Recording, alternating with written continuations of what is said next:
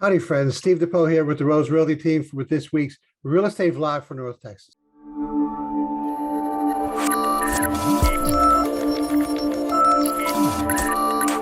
Before we get started, we ask you to go to YouTube and subscribe to our YouTube channel, Let's Do Real Estate Texas. There's no charge, but you will be alerted to updates and changes to our series Spotlight on Community, Focus on Small Business, and of course, our weekly real estate updates on North Texas. Thank you. Let's get started. This week, 2022 real estate predictions. These are always kind of fun because when we look back to see what happened last year, we see how accurate these predictions and these prognosticators were. So let's take a look. So last year, so predictions for 2021 were these. Unemployment would be around 6.2%. Well, it's actually around 4.6%, but that's kind of iffy, right? Because there are still a lot of people out there who are not going back to work, who are not counted as being unemployed because they're over a certain time limit in terms of collecting. And so even though it's at 4.6 or lower than predicted, the truth of the matter, it's probably up to closer to 10 or 15%. So we gave that a thumbs down. GDP, gross domestic product, was predicted to be about 3. It's 2.1. Thumbs down on that one. There was predicted that we would have a recession. No recession, thank goodness. However, inflation is like through the roof, right? You know, have you filled up your car lately? You know, gas is up. Everything is up. Partly because of the supply chain that's going out there in California. We'll take a look at that in a minute. The mortgage rates were predicted to be around 3. They're around 2.7 for a 30-year and around, 3.7 for a 30-year and around 2.7 for a 15-year. So that's partly due to what too. So the Fed keeps on borrowing more and more money. That leaves less money out there in the system for people like you and me to borrow, and that then raises interest rates. Also, in addition to that, the mortgage companies and the lenders have done a tremendous amount of business this year. Again, still in refis, okay? And so because they wanted to have so many refis going on, they actually just kind of increased their rates a little bit to get a little bit more out of the consumer and to kind of slow down, borrowing. Home sales were predicted to be about 6.9. They're at 8.5. That's outstanding. And home prices were expected to go up around 4%. They went up 15%. So we gave a thumbs down on that one.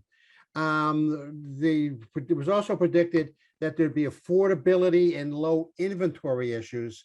And although that actually, is true, so we gave it a thumbs up in terms of being true. It's actually, for all of us, not really a good thing. But we have to give it a thumbs up. So what's going to happen? What's going to happen in 2022? Well, they're predicting that hot housing markets will cool off. That's true. They can't remain boiling hot forever, right? Now think, however, I'm going to give a little bit of what if you will. Here in the North Texas, Dallas, Fort Worth Metroplex, okay, this is a growing area. I mean, we get tons of people moving in here every year. Okay, new companies coming in. Governor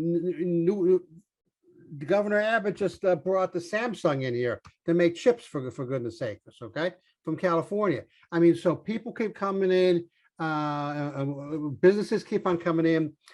So we're not actually going to see a cooling off of the market in North Texas or the Metroplex. Okay, we don't think we're going to see that here, and that's where we're placing sort of our bets, if you will.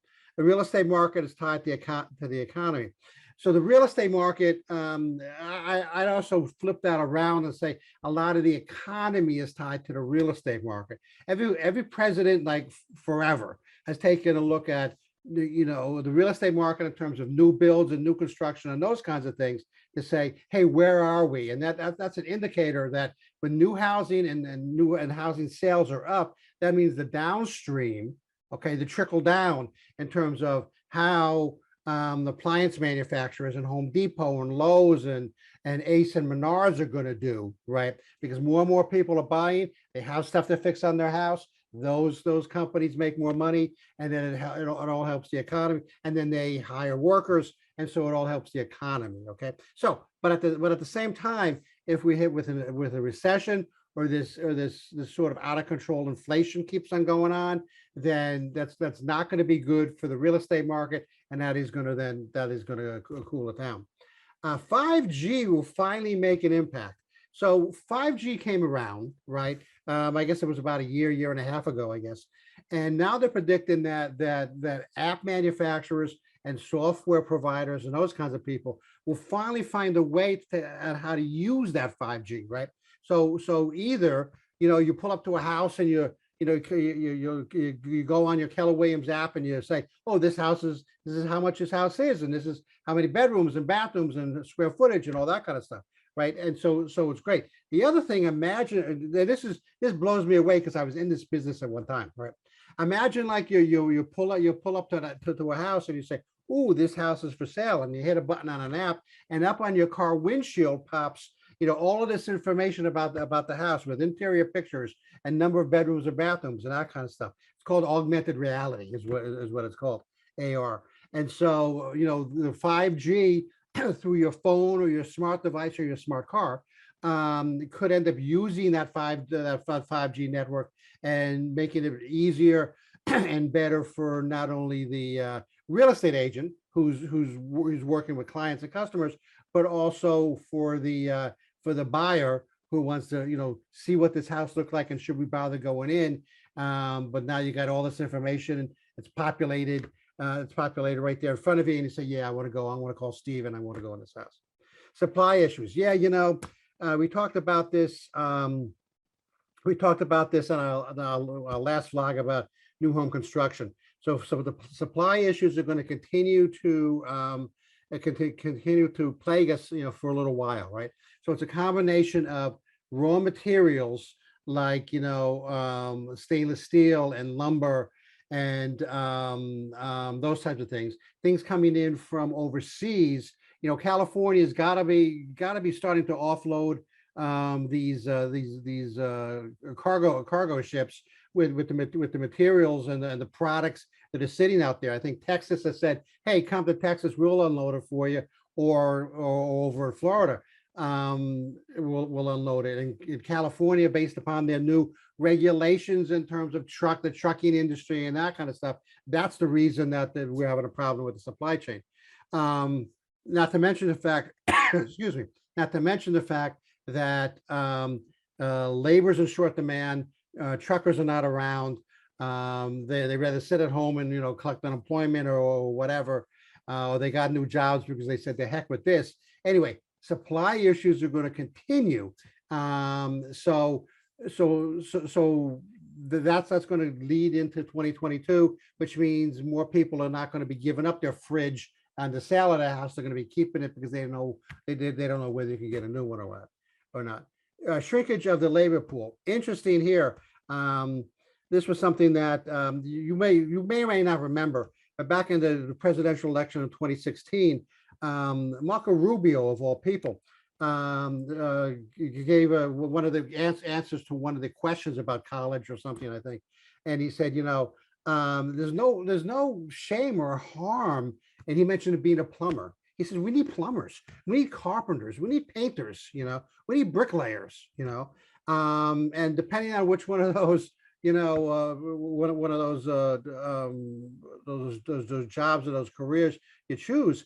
I mean, you could be a plumber for until your 60s or 70s, for goodness sakes, right? With your own business as an entrepreneur, But what's happening, what they see happening is these tradespeople, again, carpenters and plumbers and those types of people retiring and leaving metropolitan areas. Now, why would they leave metropolitan areas? They leave metropolitan areas because of the next one, the geopolitical reasons, right? Defunding the police and that kind of stuff, and rising taxes and all of that. So they're going to be leaving these metropolitan areas, going out to rural areas where they can have a nice life with their family and maybe retire, or at least slow down. And there's been this tremendous focus, and this again, where's the Marco Rubio comment comes in. There's been a tremendous focus on the tech sector, okay, and they teach you tech in high school and programming, those kinds of things, and they really don't teach you, how to be a carpenter or how to be a plumber, anymore. They teach you this all this tech jazz. Now I come from a high tech background, but they don't take and so I'm not putting it down.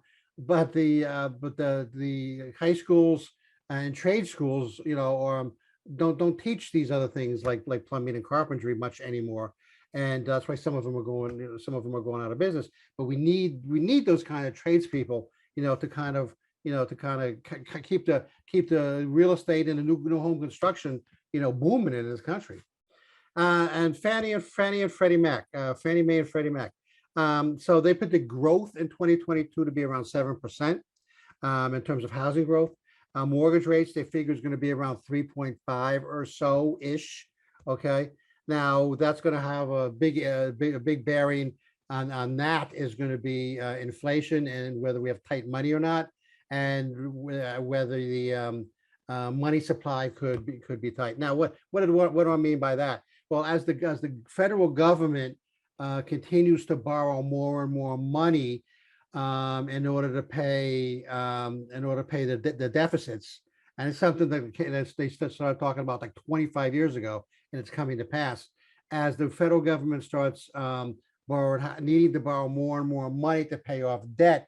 That means the money supply kind of dries up a little bit, and that leaves less money for you and I, for loans and mortgages and construction loans and those kinds of things. But so it's